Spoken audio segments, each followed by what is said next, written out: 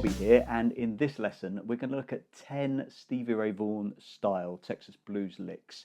Now they all fit into the format of a 12-bar slow blues solo in the key of G, and they will all work, even though I'm playing over the chord changes, they will all pretty much work over the one chord, so they kind of work as standalone licks, but I frame them in a solo anyway, and you'll hear that at the start of the video. That's the 10 licks. It's a solo divided into 10 licks. Now, as I say, we're in the key of G. I'm playing over a 12-bar blues backing track, kind of reminiscent of Texas Flood.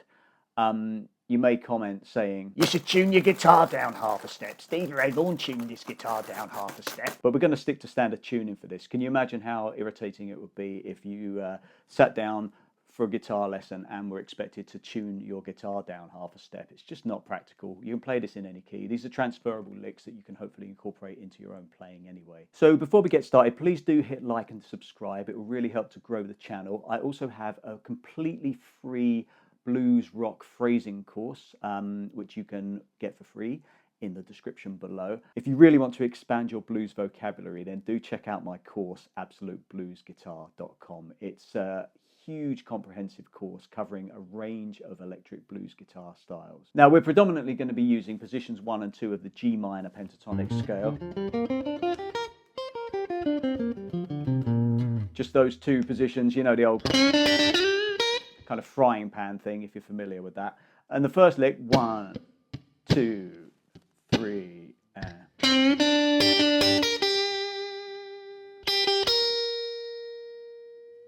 I'm going to use a clean sound for this. So it's a very typical kind of Stevie Ray Vaughan / Albert King style lick.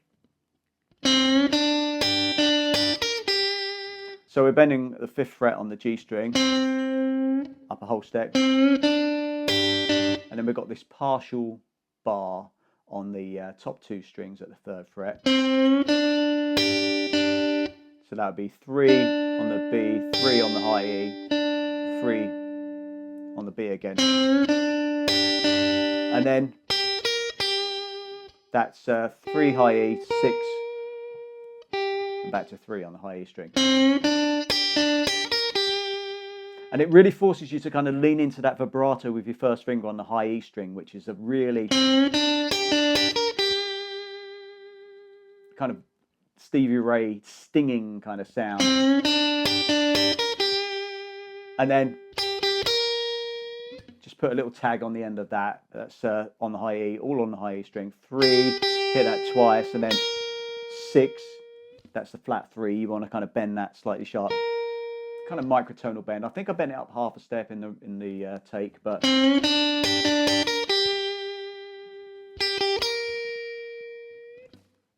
okay. So lick 2.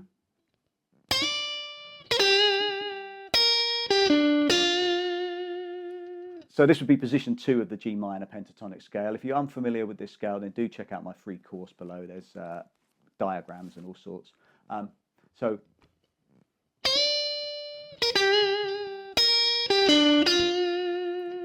we've got a typical kind of blues lick, funnily enough. So that's 8, bend up a whole step on the high E, and then 6.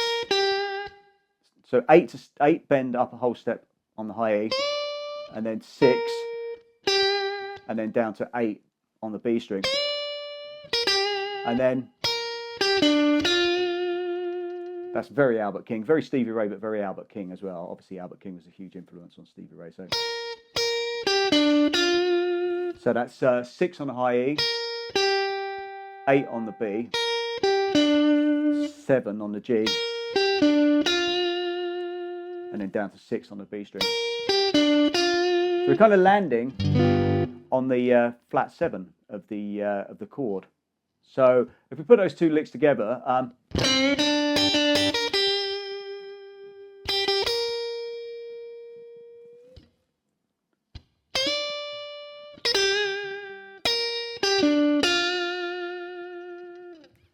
there you go.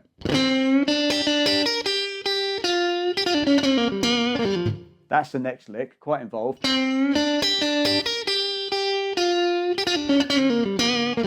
A lot of cramming in there, you know, when you're kind of shoehorning lots of notes into a limited subdivision. So we've got this.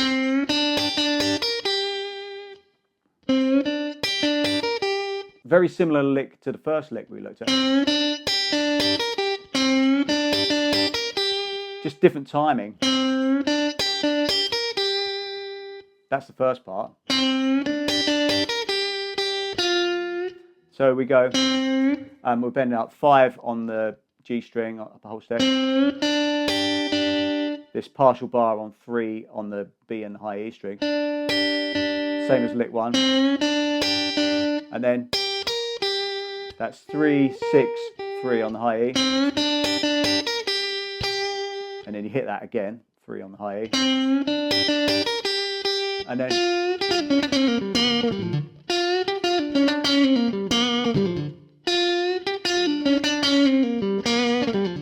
so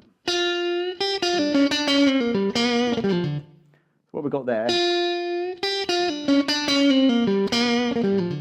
we're bending up 6 on the B string. We're kind of bending that slightly sharp. It's a blue note. It's the flat 7, kind of giving it a little bit of a kind of tease. To 3 on the high E, and then that's 6 back to 3 on the B string, and then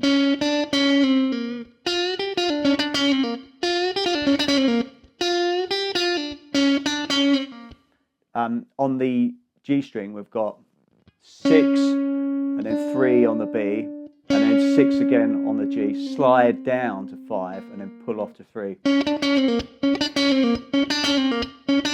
That's the flat 5 of the blues scale, if you know the blues scale. So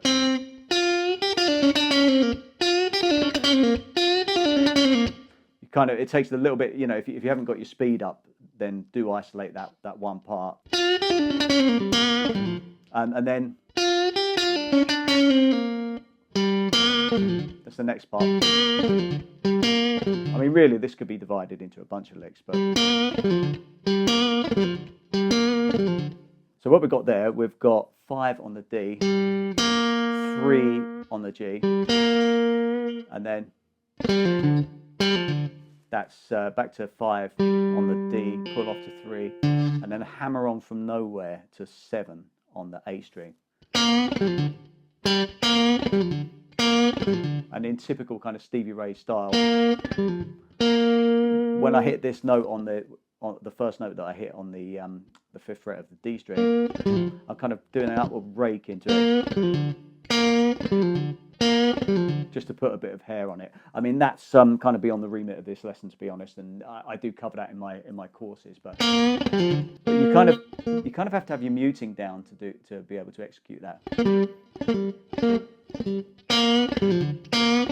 Just puts a little bit of kind of grease on it.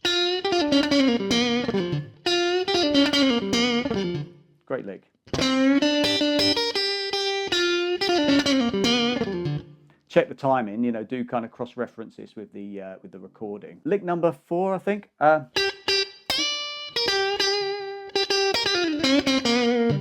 So another Stevie Ray / Albert King lick. When I'm saying slash, I don't mean slash the guitarist, I mean stroke, you know.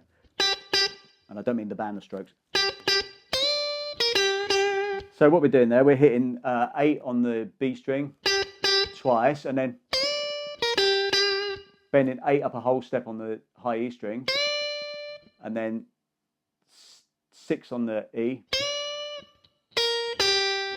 back to 8 on the B string, hitting it twice. That's the first part. Again, that can be a standalone lick. And then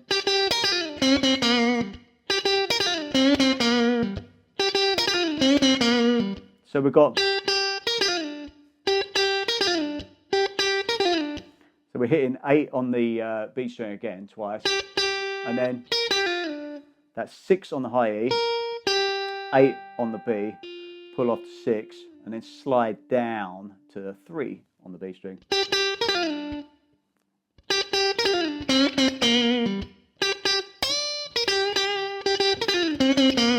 And then we kind of put a little tag on the end, kind of typical blues lick, bending 5 on the G up a whole step, and then playing it again but unbent, and then that's 3 on the G and then 5 on the D string.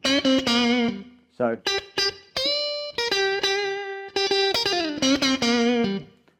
that would be lick number 4. You have to excuse me if I'm closing my eyes.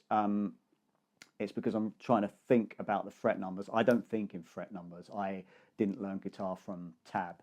I think in intervals, you know. So you might see me correct some of the fret numbers on the screen. I don't think, oh, I'm on fret number 6 right now. You know, I think I'm playing the note of F, or I think I'm playing the flat 7 against the G7 chord.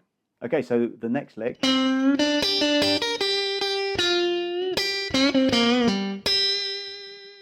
So again, we're in position 1 of the G minor pentatonic scale, and we're really kind of utilizing this Albert King style kind of partial bar there. So we're bending up 5 on the G string,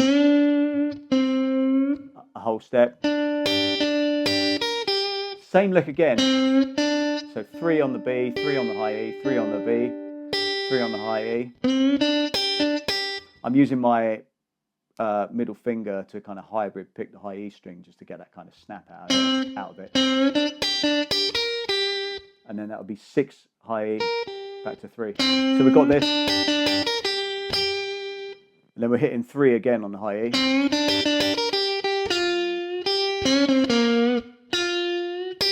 And then we've got 6 on the B string, give that a slight tease, back to 3 on the high E.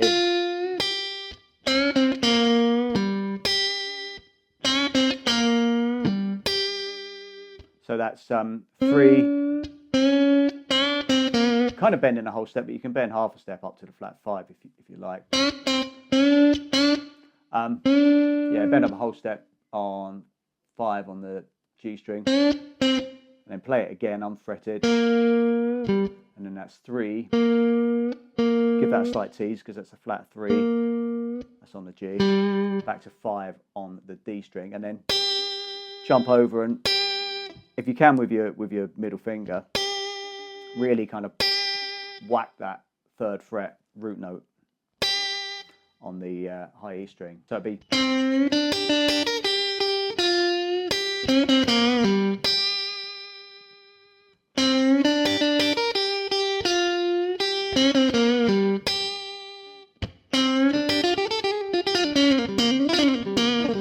The next lick, that kind of thing. To be honest, I was kind of winging it, and there's a lot of cramming in this. It's something that Stevie would do, not only over a slow blues, but it's a kind of typical sequence of notes, or it's kind of maybe 2 or 3 licks kind of bolted together.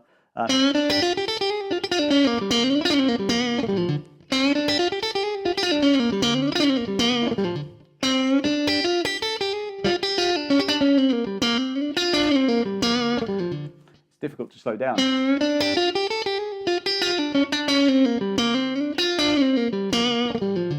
Right, so we've got, this is the first note that we're playing outside of the, apart from the flat 5, the first note that we're playing outside of the conventional G minor pentatonic scale, this A note here. This would be a 9th. So bending up 5 on the G string, bending up a whole step, got that partial bar again, so that's 5 G, 5 high E, and then 6 on the B, 3 to 5 on the high E. Now this is a very Stevie.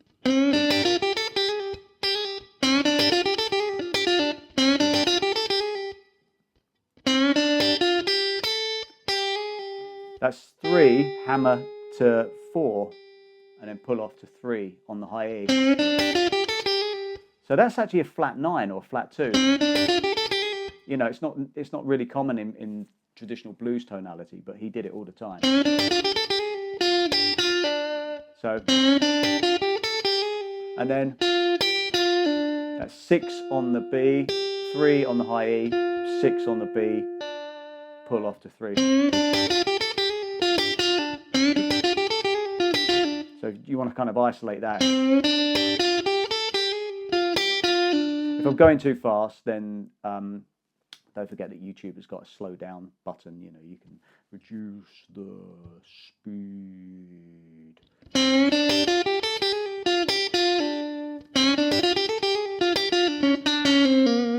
And then we've got that same lick that we had earlier.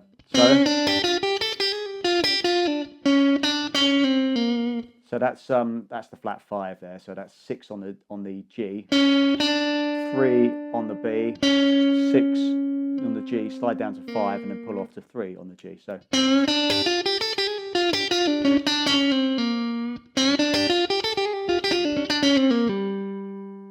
And then I think down to 5 on the D string. So.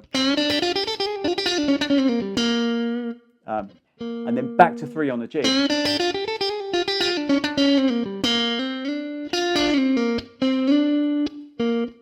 And then 5 on the G, slide up to 7, and then pick up 6 on the B string, and then back to 7 on the G, slide down to 5, and then pull off to 3. So.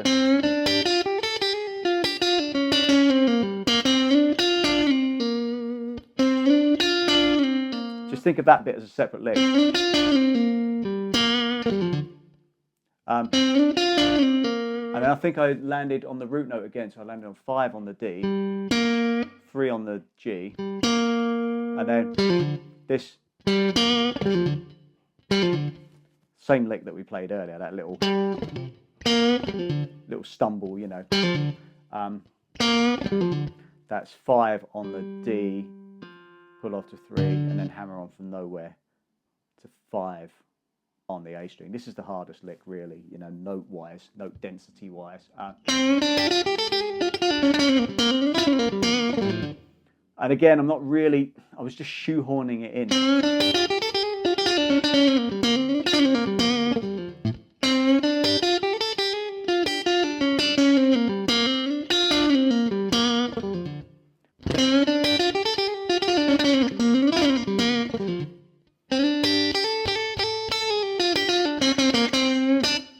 So at this point in the progression, with the next lick, we play.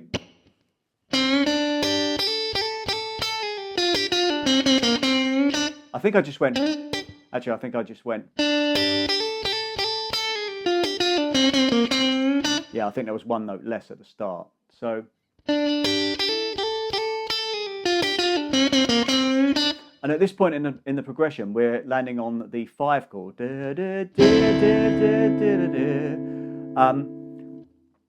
But again, this will work over the 1 chord, but it's something that Stevie would often do over the 5 chord to kind of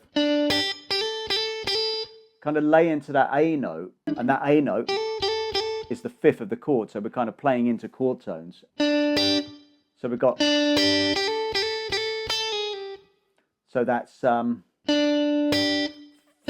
on the B, 3 on the high E, it's that partial bar again, and then that's a kind of grace note hammer from 3 to 5 on the high E. We'll do that 3 times. And then a series of pull-offs, so on the high E string, so it's 5, 4, 3.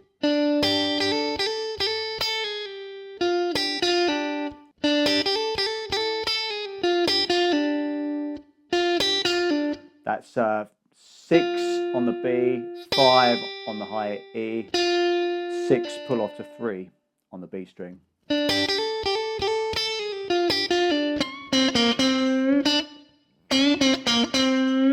That's the next part. So that's bend 5 on the G upper whole step, hit it again unbent, 3 on the B on the G, and then send 5 on the G on its way again. So give it another bend. So. And then you want to hit kind of very staccato, hit 3 on the B string. So we've got 3, 4.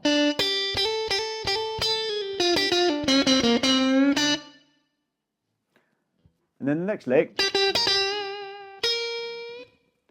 So a typical blues lick,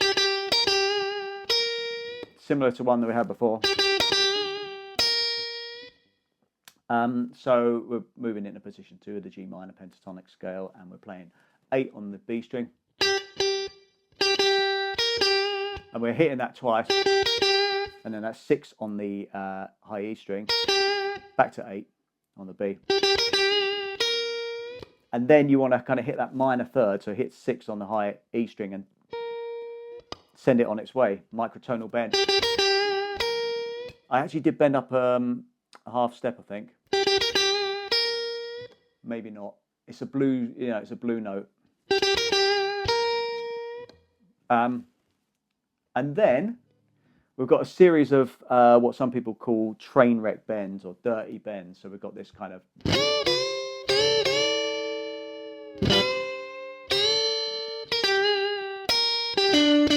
Yeah, that's it. So it's after that lick.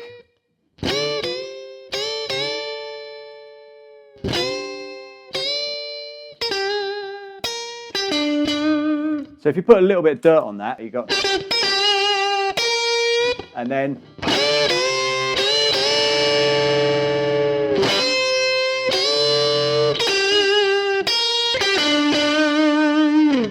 so the idea behind these kind of train wreck bends is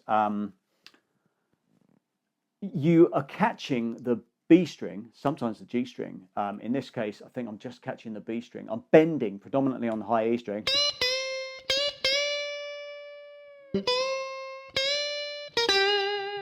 But I'm catching the B string and taking it along for the ride.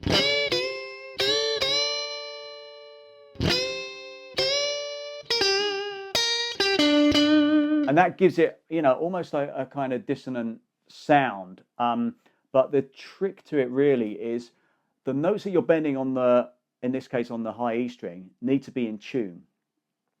The notes that you're bending on the B string don't. You're just kind of taking it along for the ride. If your notes are out of tune on the high E string, it's just going to sound like a mess. But let's look at the underlying melody. So let's look at what's going on the high E string. So we've got 1, 2, 3.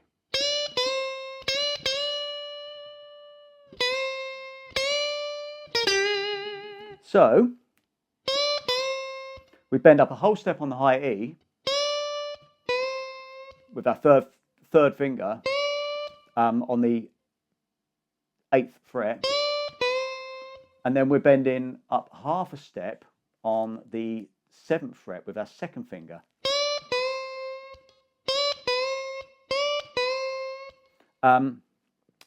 So what's happening there with the second finger?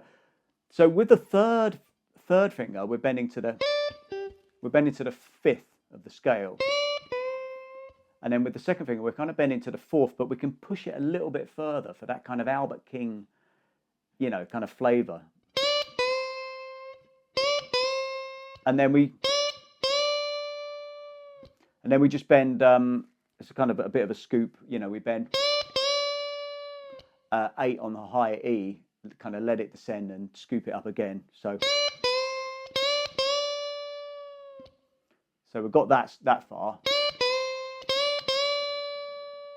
And then, so that's 7, bend up half a step on the high E. And then you don't really let it drop, but just get your third finger on the 8th fret on the high E string. Bend that up a whole step, and then that's 6 high E, and then 8 B string. So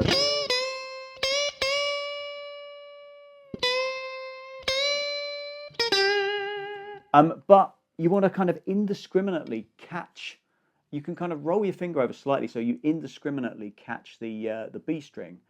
And some people say this is easier on a kind of Strat style guitar because of the fretboard radius, but it works on flatter radius guitars as well. I mean, this guitar, this stunning Gordon Smith Classic S, it's got quite a flat radius. It's got like a, I think, 12-inch radius, so kind of flatter than most kind of, you know, S-type guitars, and still managed to achieve it. So it's kind of there, you know, for the ride. So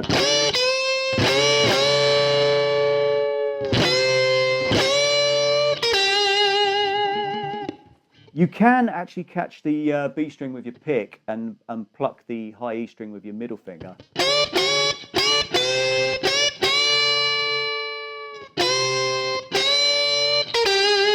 That way you're guaranteed to catch both strings, but I tend to do it with the pick most of the time. I find it's got more of a growl to it.